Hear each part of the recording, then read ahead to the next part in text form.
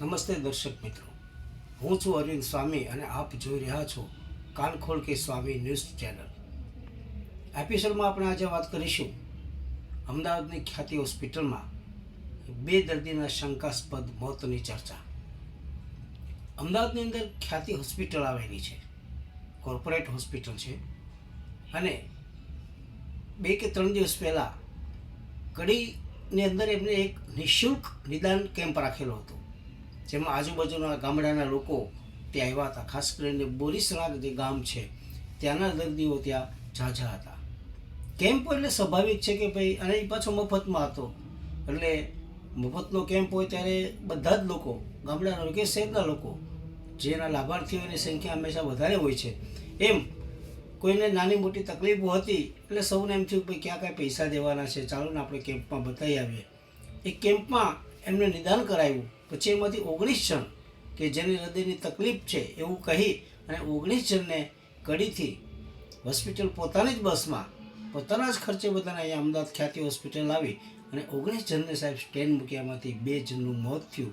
અને પછી એના પરિવારજનોનો જે હોબાળો થયો છે અને હોસ્પિટલમાં એમને તોડફોડ કરી આજે આખો દિવસ આ મીડિયામાં પણ ખૂબ ચર્ચાનો વિષય રહ્યો છે. સવાલ એ છે સાહેબ કે ડૉક્ટરની બેદરકારીથી મોત થયું છે કે જરૂર નહોતી અને સ્ટેન્ડ મૂકવામાં આવ્યા છે. એક બીજી શંકા એ જાય છે કે આ બધા જ દર્દીઓના ઓપરેશનો છે એ PMJY યોજના એટલે કે પ્રધાનમંત્રી આયુષ્યમાન કાર્ડમાંથી કરવામાં આવ્યા હતા, એટલે કોઈને કાંઈ ખર્ચ હતો નહીં. પરંતુ સાહેબ એક જણના ખાતામાંથી 2-3 લાખ રૂપિયાના કાર્ડમાંથી ઓછા થયા. એનો અર્થ એ થયો કે હોસ્પિટલે એકસાથે ઘણું બધું રડવાનું હતું, એને કદાચ રડી લીધું હશે. સવાલ અહીંયા એ છે સાહેબ કે 2 દર્દીના મોત થયા પછી ડૉક્ટરો તો ભૂગર્ભમાં જતા રહ્યા. ત્યાં કુલ 100 જણનો સ્ટાફ છે, એમાંથી 2 જ વ્યક્તિ અત્યારે હાજર છે. દર્દીઓના સગાઓએ પણ હોબાળો કર્યો, પોલીસ ત્યાં આવી ગઈ. આપણા નાયબ મુખ્યમંત્રી, પૂર્વ નાયબ મુખ્યમંત્રી નીતિન પટેલ, જે કડીના જ છે સાહેબ, એ પણ ત્યાં હોસ્પિટલની અંદર આવ્યા. આરોગ્ય મંત્રીએ પણ એક નિવેદન એવું આપ્યું કે આમાં દોષિતો હશે એને સજા કરવામાં આવશે. પરંતુ સૌથી મોટો સવાલ એમ છે સાહેબ કે સરકારની કોઈ યોજના હોય એને આવી રીતે લૂંટી લેવાની, અને બીજું માણસની જિંદગી સાથે ચેડા કરવાના. જ્યાં જરૂર ન હોય ત્યાં પણ તમારે સ્ટેન્ડ મૂકી દેવાના. આ 2 વ્યક્તિના જે મોત થયા છે અને 5 વ્યક્તિ અત્યારે ગંભીર છે હોસ્પિટલની અંદર સાહેબ. 2 વ્યક્તિના પરિજનોનું શું? એને તો એનો સ્વજન ગુમાવ્યો. તમારા પૈસા માટે થઈને તમે આવું બધું કરો છો. ક્યાંય પણ સાહેબ આવી રીતે રાહતના કેમ્પ હોય તેમાં એ પાછા ગામડાના લોકો હતા, ખેડૂતો હતા, શ્રમિકો હતા સાહેબ. એને હું તો માનું ત્યાં સુધી એ લોકોને કોઈ દિવસ હૃદયની તકલીફ હોતી જ નથી, કારણ કે મહેનત મજૂરીવાળું એમનું જીવન છે. એમનો ખોરાક પણ આપણી કરતાં વધુ શુદ્ધ છે.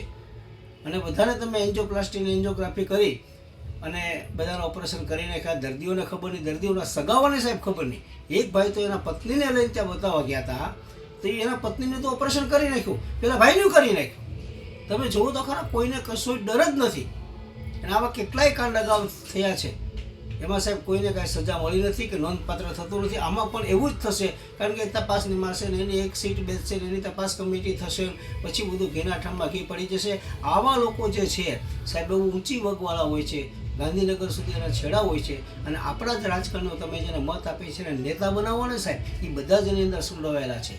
એ લોકો પૈસાના પાપની અંદર બીજાની જિંદગી છે ને એની સાથે ચેડા કરવામાં આ બધા સહભાગી થયા છે.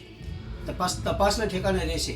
પણ સાહેબ લોકો જ્યારે આવી હોસ્પિટલ પર વિશ્વાસ મૂકીને ત્યાં જાય છે અને હોસ્પિટલ જ્યારે એની સાથે ચીટિંગ કરે છે, ત્યારે સાહેબ માનવતાના 2 ડગલા છે ને હોસ્પિટલ પાછી નીચે ઉતરે છે, ચૂકી જાય છે સાહેબ.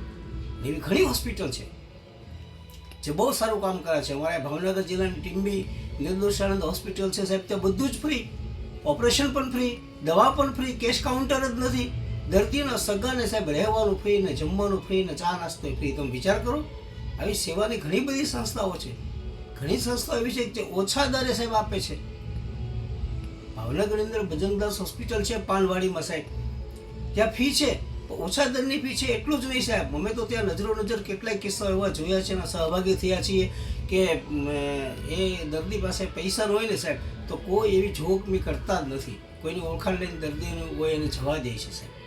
ઘણા બધા ડૉક્ટરો પોતાના ખર્ચે આવું બધું કામ કરે છે. એમાં ઘણા બધા ડૉક્ટરો છે સાહેબ કે જે જરૂર કરતાં વધારે દવા પણ આપતા નથી સાહેબ, જરૂર કરતાં વધારે રિપોર્ટ પણ કરાવતા નથી. પરંતુ થોડાક મુઠ્ઠીભર આવા લોકોને લીધે આખું તબીબી જગત છે એ સાહેબ બદનામ થઈ રહ્યું છે. આમાં સરકાર જે તપાસ કરી, પરંતુ આપણે એવું ઈચ્છીએ કે સરકાર આમાં કોઈની શેર શરમ રાખ્યા વગર બોલે છે તો આવું બધું પણ કરતી નથી, શેર શરમ રાખે છે.